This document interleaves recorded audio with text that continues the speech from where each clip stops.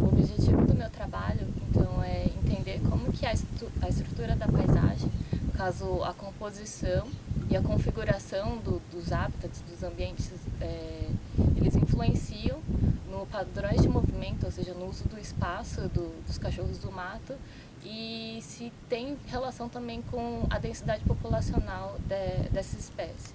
Então, eu vou monitorar as populações, tanto os indivíduos por GPS como por camera trap, por armadilhas fotográficas, 3 paisagens com cenários diferentes.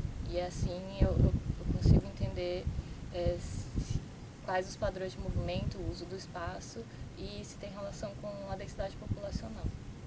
Então, para o meu trabalho, a gente precisa ter várias licenças, autorizações para começar as atividades. Então, primeiro a gente pede autorização para atividades com finalidade científica, que é essa daqui do CISBio. Então, a gente faz o cadastro, coloca todas as informações em relação ao projeto, qual é o nosso objetivo, quais são as pessoas envolvidas e como envolve captura desses animais e manejo. A gente precisa também ter parcerias de veterinários para que esse trabalho ocorra. Então, primeiro a gente precisa da autorização do CISBio para capturar e manejar esses animais. Também a gente precisa dessa autorização do comitê de ética da instituição, contando detalhes. Então, a gente precisa enviar o nosso projeto, contar todos os detalhes de manejo, de procedimento, quais as finalidades, quais o nosso objetivo, os locais onde a gente vai fazer esses procedimentos.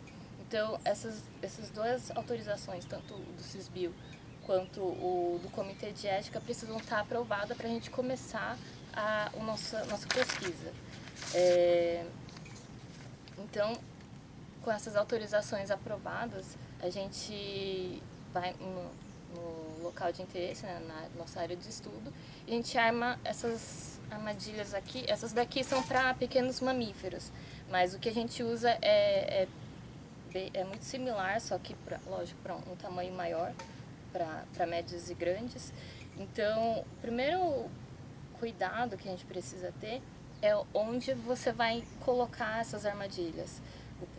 Uma delas é óbvio, você precisa conhecer um pouco a respeito da espécie para aumentar as chances de captura dessa espécie. Então, onde elas passam, no caso, para cachorro do mato, eles utilizam bastante áreas de borda, florestais ou estradas de terra. Então, são os locais onde a gente dá preferência por colocar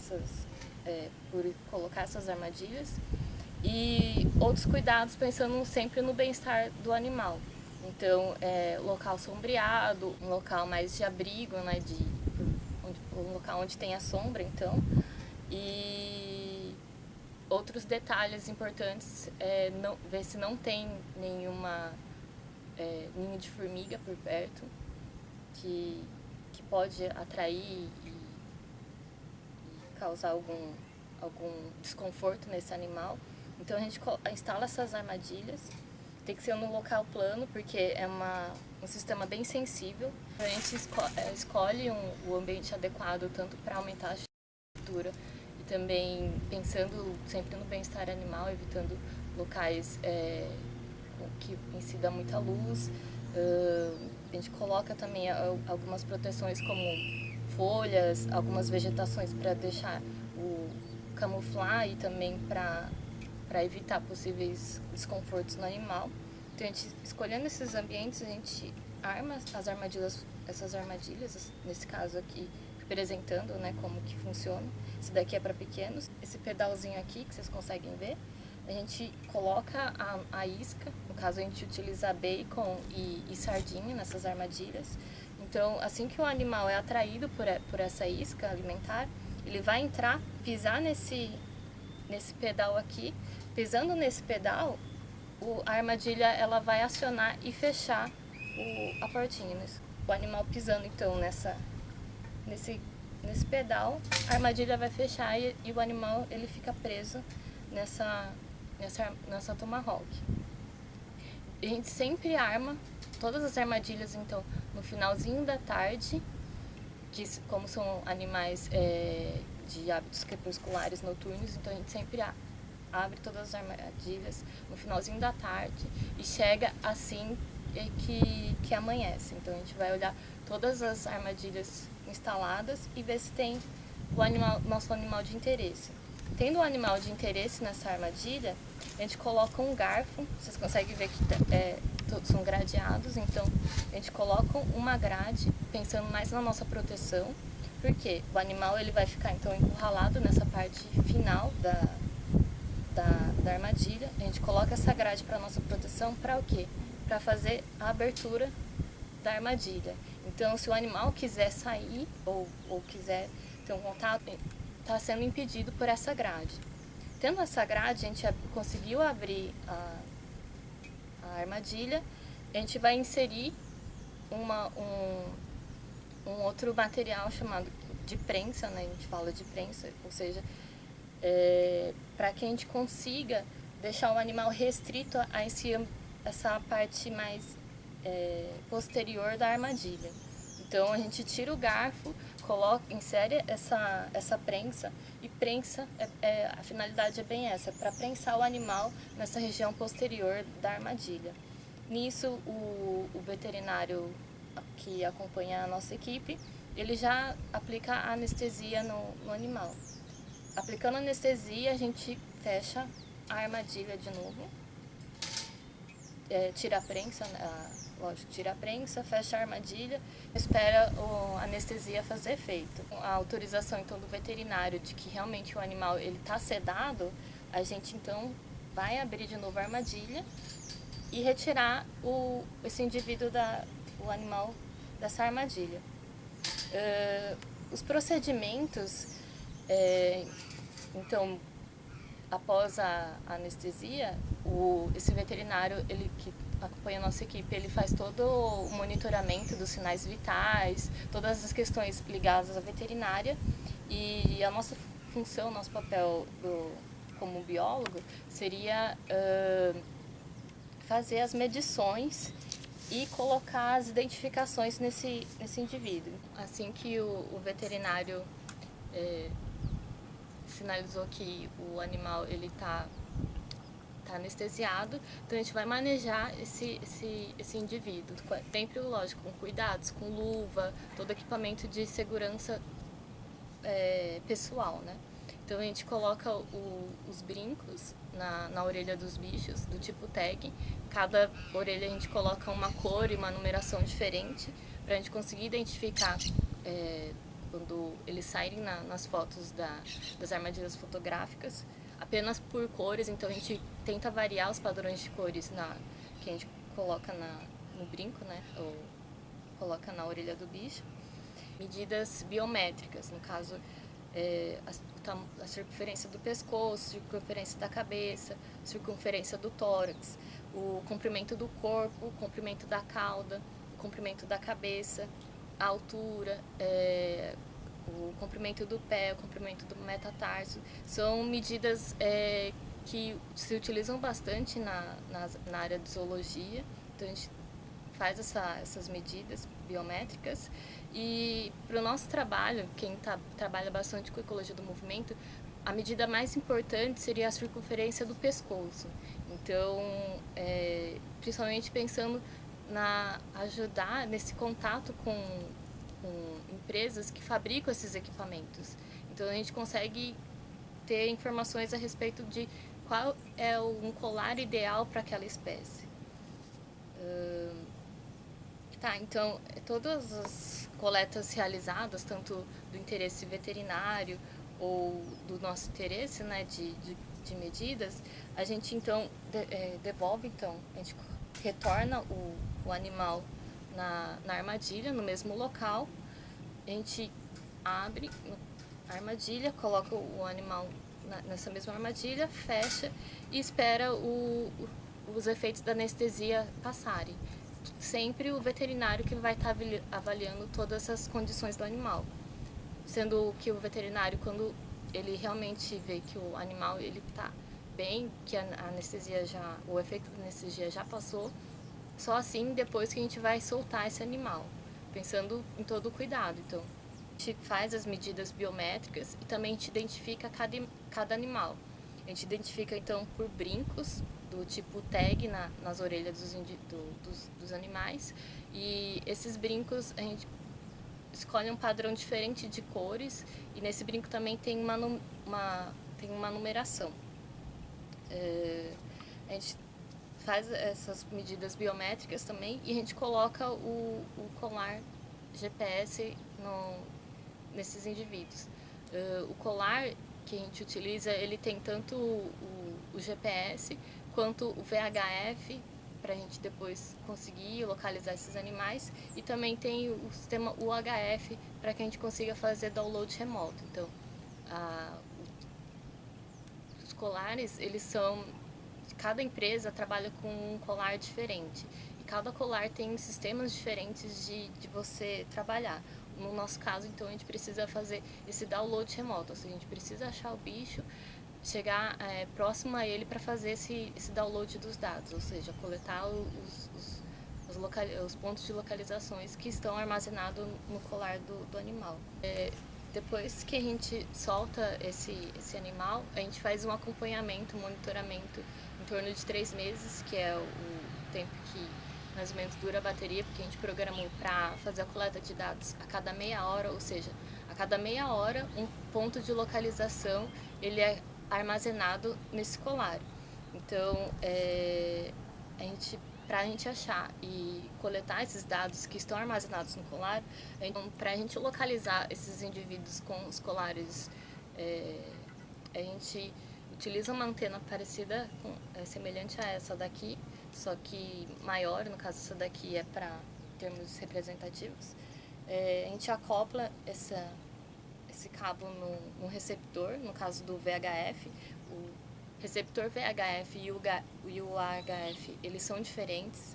Então, no primeiro momento, a gente precisa achar o animal, localizar o animal pelo sinal do VHF, com o auxílio dessa antena. Então, a direção que o animal estiver, o sinal sonoro ele é diferente, indicando então a direção onde o animal está. E assim a gente vai se aproximando até que consiga estar próximo o suficiente para fazer o download desses dados que estão armazenados no colar. Então, a gente consegue achar onde o animal está. Então, a gente consegue achar onde o animal está. Estando próximo desse animal, então a gente muda o receptor para o receptor do UHF para fazer esse download dos dados. Em torno de 4.000 pontos a gente conseguiu baixar em 5 minutos pelo sinal do UHF. Como no meu projeto também eu quero entender se tem influência da estrutura da paisagem, né, composição e configuração dos ambientes na densidade populacional, a gente utiliza também essas armadilhas fotográficas.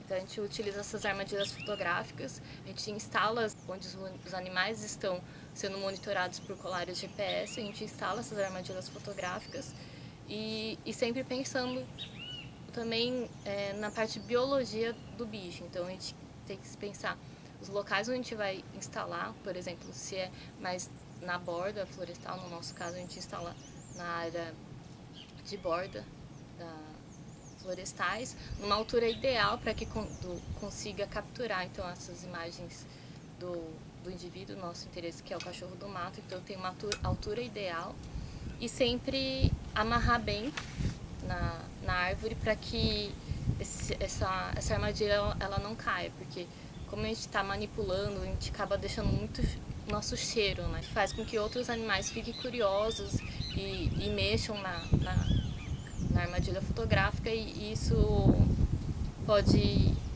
fazer com que a armadilha ela se solte, né? Então sempre pensando em amarrar bem e numa altura ideal.